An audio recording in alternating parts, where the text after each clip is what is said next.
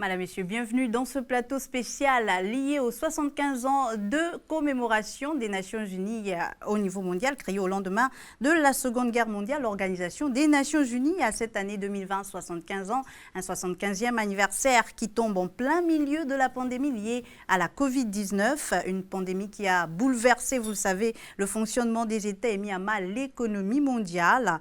Outre le principal challenge des Nations Unies de parvenir à un cessez-le-feu au niveau mondial, les Nations Unies ont pour défi majeur aujourd'hui de parvenir à trouver déjà un vaccin pour lutter contre le coronavirus, mais également à relancer l'économie après la Covid-19 à travers la promotion des objectifs de développement durable. L'ONU, 75 ans après, les grands défis de l'heure, on en parle dans ce plateau spécial avec Dr Stephen Jackson, coordinateur résident du système des Nations Unies au Gabon. Merci de nous avoir rejoints sur ce plateau. Juste à côté, une femme, la seule femme d'ailleurs avec moi sur ce plateau, Madame Pepesi Ogulingede. Elle est présidente de l'ONG Malachi, j'y arrive, c'est bien cela. Merci également d'être avec nous. À ma droite, des personnalités, pas des moindres, le monsieur Nelson Musson, il a été ancien ministre des Affaires étrangères et président du Conseil de sécurité au niveau des Nations Unies. Merci de nous avoir rejoints sur ce plateau. Merci. Et juste à côté, le professeur Guy Rosatanga-Rignol, qu'on ne présente plus, mais tout de même, professeur de droit public et spécialiste de sociologie politique. Merci également, professeur, d'être avec nous. Merci. Alors, docteur Jackson, je commencerai avec vous. Cette année 2020, 75 ans, l'ONU commémore donc 75 ans de sa création. Quel est l'accent mis pour cette commémoration pour cette année 2020 ? Merci beaucoup de la question. L'accent, c'est simplement que nous commémorons 3 anniversaires exceptionnels cette année 2020. Tout d'abord, le 17 août de cette année, nous avons, n'est-ce pas, marqué la 60e anniversaire de l'indépendance du Gabon comme république indépendante lors de la période de la décolonisation. Deuxièmement, comme vous avez déjà dit, il y a 75 ans, 1945, la naissance, décembre de la Deuxième Guerre mondiale, de l'Organisation des Nations Unies. Et bien sûr, en 1960, il y a 60 ans maintenant, septembre, l'adhésion du Gabon comme république indépendante, souveraine, au sein de la famille des États membres des Nations Unies. Alors, c'était notre objectif de célébrer ces 3 grands anniversaires ensemble et surtout avec une orientation envers l'expérience de cette expérimentation dans le multilatéralisme au monde, cette coopération internationale inédite, et comme ça de voir un tout petit peu l'orientation pour les 75 années à venir. Merci beaucoup, docteur. Professeur, je me tourne vers vous. La Charte des Nations Unies est adoptée en juin 1945 et entre officiellement en vigueur le 24 octobre de la même année. Peut-être nous faire un bref rappel historique de tout ce qui s'est mis en branle au lendemain de cette Seconde Guerre mondiale. Alors, je ne sais pas s'il faut commencer par la Seconde Guerre mondiale, parce qu'en réalité, pour parler de l'Organisation des Nations Unies, il faut se souvenir d'où nous venons. Bien sûr. Et d'où nous venons, quand je dis nous, c'est ce qui existait à cette époque-là comme monde, et ce monde se réduit essentiellement à l'Europe de l'époque. Et cette Europe, elle est caractérisée par quoi ? Elle est caractérisée par une succession de conflits, de guerres, guerre de 100 ans, guerre de succession, une multitude de guerres qui conduisent à la convocation de la première conférence de la paix de 1899 à La Haye. C'est la première tentative pour les puissances de l'époque de se mettre ensemble et essayer de trouver les voies et moyens de mettre un terme à cet état de guerre permanent. Et c'est au cours de cette conférence de la paix de La Haye de 1899 que va être créé l'ancêtre de l'un des organes, l'organe judiciaire principal des Nations Unies, aujourd'hui la CIJ, que va être créée la Cour permanente d'arbitrage, qui est l'ancêtre, et dans les locaux desquels d'ailleurs se trouve encore aujourd'hui la CIJ à La Haye. Sauf que nous sommes en 1899 et quelques années après, il y a la Première Guerre mondiale. À la suite de la Première Guerre mondiale, une conférence est convoquée à Paris, au cours de laquelle les actes fondateurs de la Société des Nations sont pris, avec son siège à Genève. Toujours le même objectif, mettre un terme à la guerre permanente. Malheureusement, comme vous le savez, créée en 19, la Société des Nations n'aura pas été capable d'empêcher la survenue de la Deuxième Guerre mondiale. Et c'est pour ça qu'une fois de plus à Paris, on se retrouve avant San Francisco pour discuter des modalités d'un enterrement de première classe de la Société des Nations pour voir naître l'Organisation des Nations Unies. Et si on doit parler en termes de bilan, évidemment, lorsqu'on pose la question du bilan 115 ans des Nations Unies, la réponse renvoie presque automatiquement à la métaphore du verre à moitié plein ou à moitié vide. Et je fais partie de ceux qui pensent que le verre est plutôt à moitié plein qu'à moitié vide, au regard de là d'où nous venons. Il est vrai que la paix totale ne s'est pas installée sur l'ensemble de la planète, mais les cataclysmes qu'on a connus dans le passé, et notamment le dernier qui a été celui de la Deuxième Guerre mondiale, en 75 ans, les Nations Unies ont empêché. Il faut savoir quand même, quand la SDN et les Nations Unies, c'est une génération, et c'est d'ailleurs ce qui est rappelé dans le préambule, en moins d'une génération, l'humanité s'est entretuée 2 fois de plus. Là, nous sommes quand même à 3 générations. Si on part du principe qu'une génération, c'est 25 ans, nous avons passé 3 générations sans qu'il y ait un cataclysme de ce type. Rien que ça mérite quand même qu'on tire son chapeau aux Nations Unies. Mais il y a beaucoup mieux. Si l'objectif, tel qu'il est rappelé dans les capsules qu'on a vues tout à l'heure, si l'objectif premier est celui de la préservation de la paix, dès le départ, le principe a été de contribuer à cet objectif principal par une multitude de sous-principes qui sont eux-mêmes remplis par les différentes agences et organes spécialisés. La paix suppose aussi qu'on soit en bonne santé, qu'on soit éduqué, que l'environnement soit correct, etc. Tout ça a un objectif, même si ça ne se voit pas. On ne voit pas trop le rapport entre le réchauffement climatique et la paix, et pourtant, il y a de forts risques de déflagration si le climat continue à se dégrader tel que nous l'avons constaté ces dernières années. Donc pour toutes ces choses, il faut pouvoir reconnaître quand même ce mérite aux Nations Unies. Et peut-être un dernier point qui n'est pas le moindre, c'est la production normative. Le droit international tel qu'il existe aujourd'hui est, pour l'essentiel, la production normative des Nations Unies. Je prendrai qu'un seul domaine, qui est celui de la mer. L'humanité n'a pas découvert la mer aujourd'hui, des gens naviguent depuis des millénaires. Mais il n'y avait pas de droit de la mer en tant que tel, en dehors de quelques coutumes éparses que tout le monde n'était pas obligé de respecter. C'est par les Nations Unies qu'on a aujourd'hui un véritable corpus juridique, et notamment dans le cadre de la Convention de Montego Bay, donc la Convention des Nations Unies sur le droit de la mer. Mais il faut savoir que tout ça n'était pas acquis. La première conférence de codification en matière de droit de la mer est convoquée à Genève au milieu des années 50. La négociation dure de 1956 quasiment jusqu'en 1982 où la convention est signée en Jamaïque à Montego Bay. Et ce n'est que 10 ans plus tard, en 1992, que la convention entre en vigueur. Aujourd'hui, nous savons quelle est la largeur des eaux intérieures d'un pays, quelle est la largeur de la mer territoriale d'un pays, quelle est la largeur de sa zone économique exclusive, quelle est la largeur de son plateau continental. Et ensuite, c'est la haute mer et les fonds marins qui appartiennent à l'ensemble de l'humanité. Mais avant ça, personne ne le savait. Savez-vous comment on calculait la largeur de la mer territoriale avant tout ça?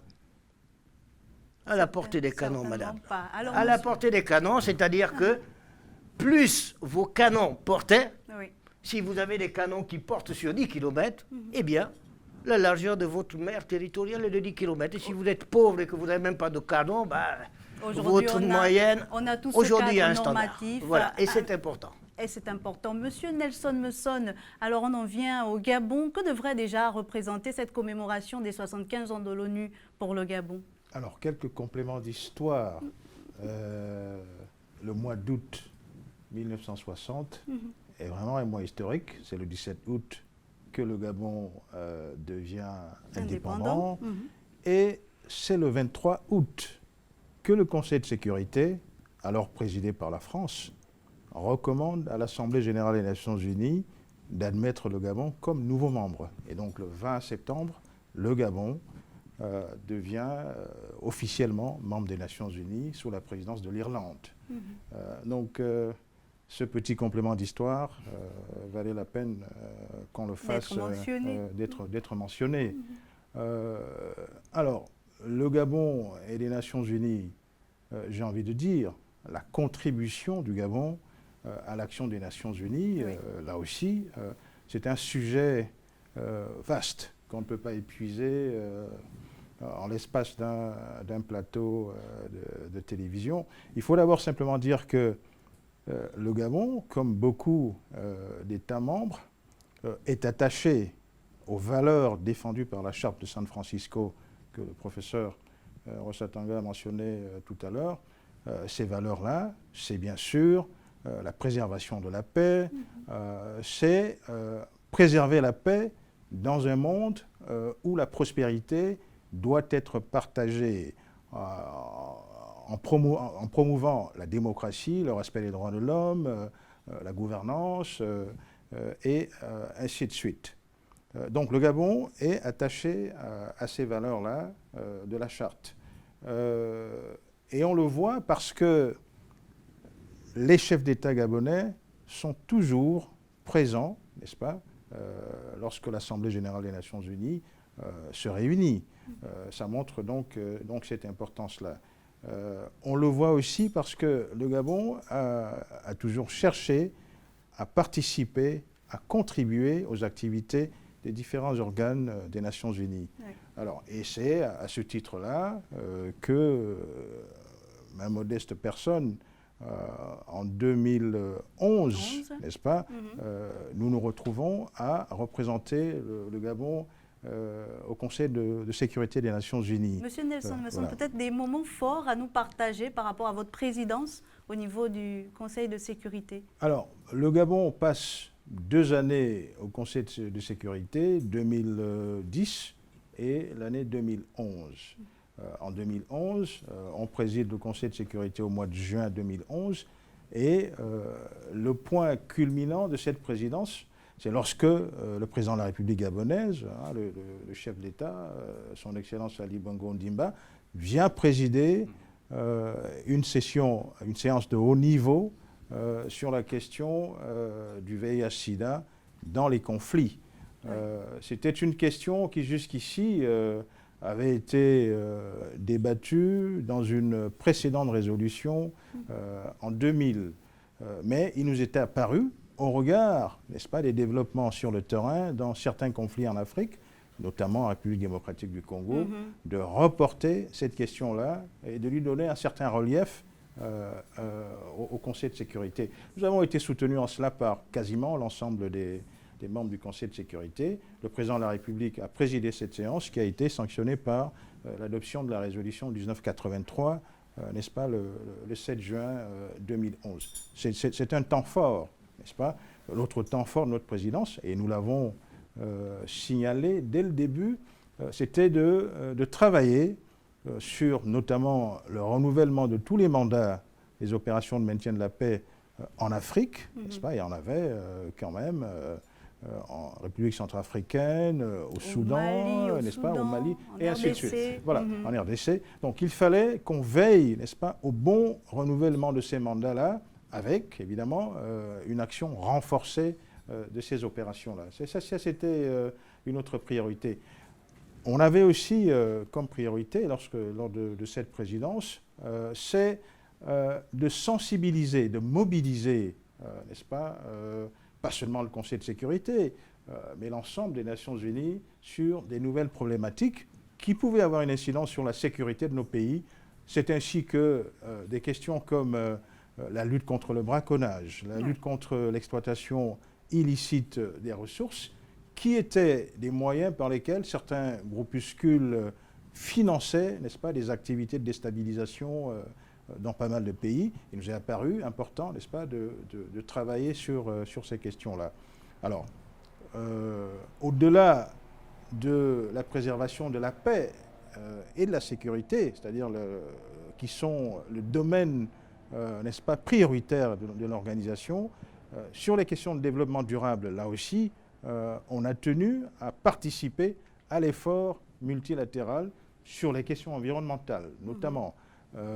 Et lorsqu'il s'est agi d'adopter le passage des objectifs du millénaire aux objectifs de développement durable, là aussi, on a été actif à travers, n'est-ce pas, des mandats dans certains organes. C'est ainsi que nous avons participé aux travaux de l'ECOSOC.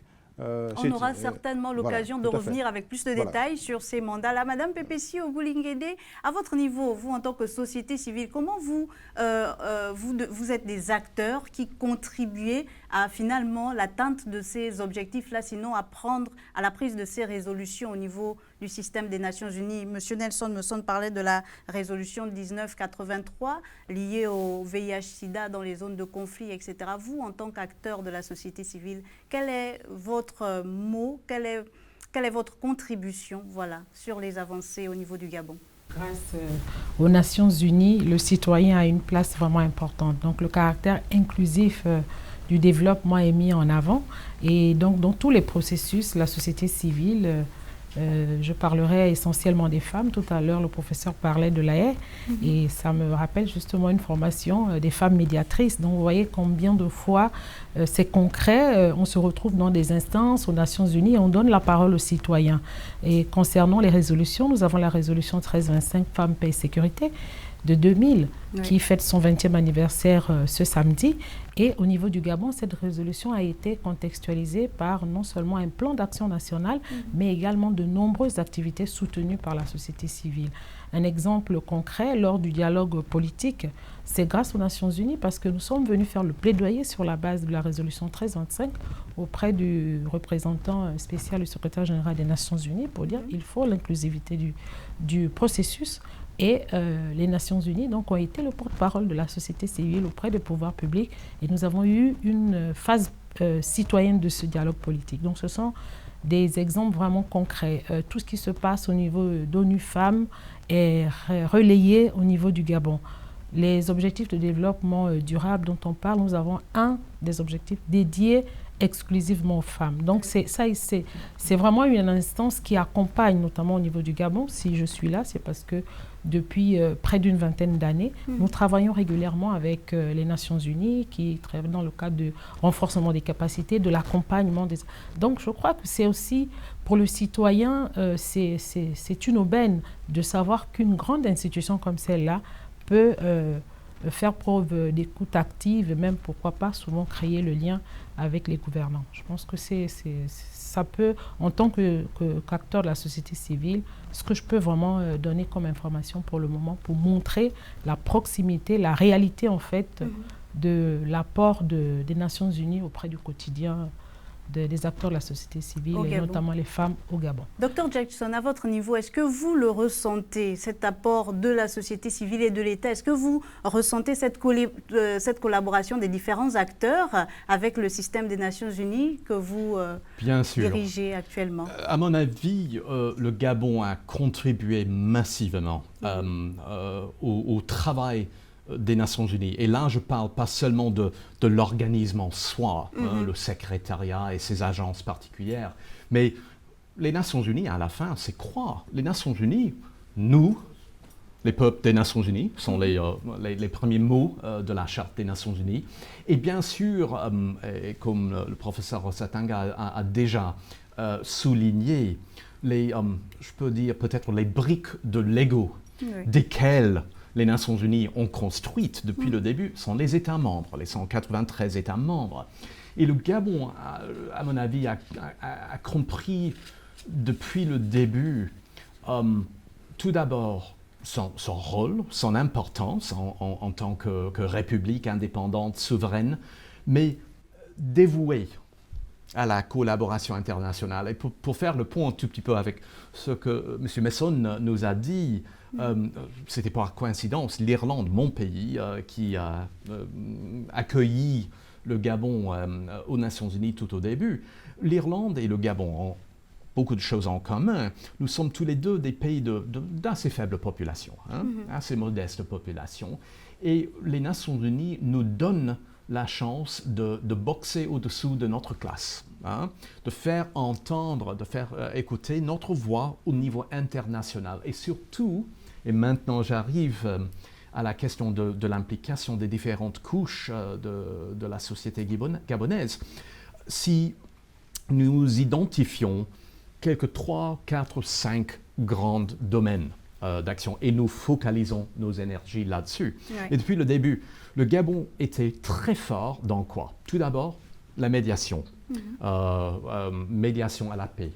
Le feu président Omar Bongo a été un grand médiateur, main à main avec l'Union africaine et les Nations Unies pour faire la paix en Afrique dans plusieurs conflits. Le maintien de la paix, mentionné par nos deux camarades déjà.